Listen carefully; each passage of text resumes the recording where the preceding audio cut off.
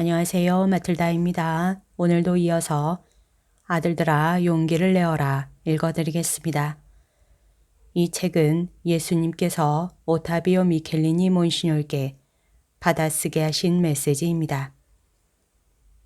법에 있어서의 대혼란. 내 법에는 도둑질하지 못한다고 적혀 있다. 그러나 실제로 오늘날 세상에서 행해지는 모든 거래에는 부정행위들이 뒤얽혀 있다. 그래서 스스로 착하고 정직하다고 여기는 사람들도 양심의 가책 없이 습관적으로 부정행위를 저지른다. 게다가 누구나 다 그렇게 하는데 뭘 하기도 한다. 하지만 악이 그렇게 일반화될 정도로 퍼졌다면 더 큰 비난을 받아 마땅한 이유가 될 뿐 자기 정당화의 이유가 될 수는 없다. 거듭되는 부정행위는 정의를 거스르는 죄이다. 이는 그 성격상 부당하게 취득한 재산을 반환하여 보상할 것을 요구하는 죄이니 이 보상을 하지 않는 사람은 그 자신의 영원한 구원을 위태롭게 하는 매우 큰 위험 속에 있는 것이다. 악은 그 성격이 어떤 것이건 사회적 단체를 이루는 구성원들 사이의 질서를 교란시키고 어지럽힌다. 따라서 내 교회가 세상 속에 자리하면서 수행해야 할 바람직한 일은 바로 영혼들 사이에 올바른 균형을 재건하는 일이요. 영혼들을 깨우치며 보살피고 치유하는 일이다. 이렇게 할 때라야 비로소 사회의 공동선을 위해서 일하는 것이다. 내 법에는 간음하지 못한다고 되어 있다. 그런데 이 점에 대해서는 혼란이 극에 달해 있어서 이제는 아무 장벽이 없을 지경이다. 이것이 넘쳐 흐르는 강물처럼 만연하여 온 인류 사회를 더럽히는 악이 되고 말아서 진정 살아있고 효과적인 신앙을 지닌 사람들만이 오염되지 않은 채 무사히 남아있을 뿐이다. 현재 인류가 걸려있는 이 모든 질병의 원인은 무엇이겠느냐? 첫째, 물질주의 및 물질주의적인 인생관. 이는 모든 이단을 내포하는 이단이다.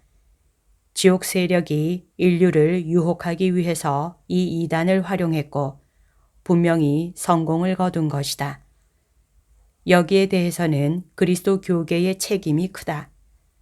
영혼들에 대한 이 큰 위험, 이 대규모의 공작에 대해서 쓸 수 있는 모든 힘을 기울여 대처할 줄을 몰랐기 때문이다. 그들은 서둘러 민첩하게 무기를 들지 않았고 필요한 만큼 힘차게 대응하지도 않았다. 그래서 현재와 같은 처지에 놓이게 되었다. 둘째, 그리스도 교회의 다양한 종파 분열. 그래서 나는 먼저 번 메시지에서 현재적 위기의 뿌리는 지난 여러 세기에 걸쳐서 있다고 말했던 것이다. 셋째, 가정 공동체를 파괴하고 사람들을 하느님에게서 멀리 떼어놓는 산업화 과정.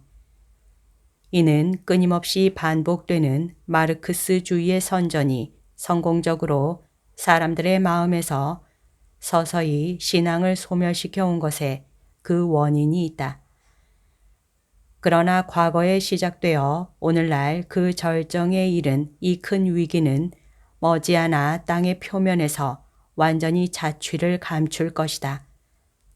이와는 반대로 오늘날 큰 지진을 만난 듯 혼란에 처한 하느님의 법은 영원히 한결같으신 하느님처럼 영구불변하게 존속할 것이다.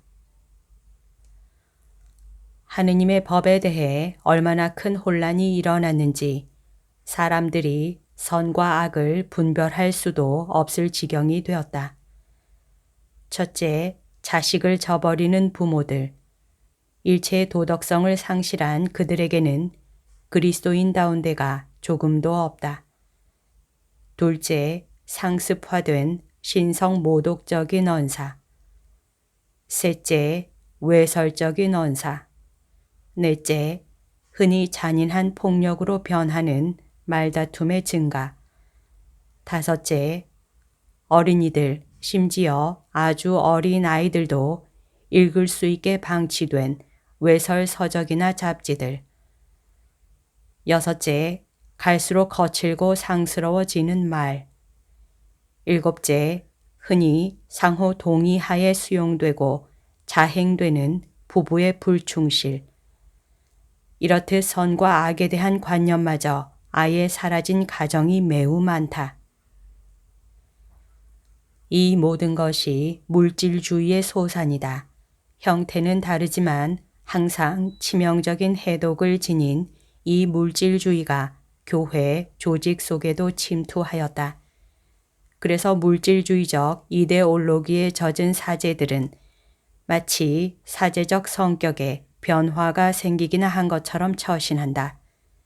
사실 그들은 누구의 무슨 죄에 대해서든지 더없이 쉽게 다 용서해 주는 것이다. 매우 많은 사제들에게는 사회적인 문제만이 중요하다. 이것이 다른 모든 문제들보다 월등 중요해서 사제관을 곧 사제로서 사는 방식을 변질시키고 있다. 사제는 또 하나의 그리스도이다.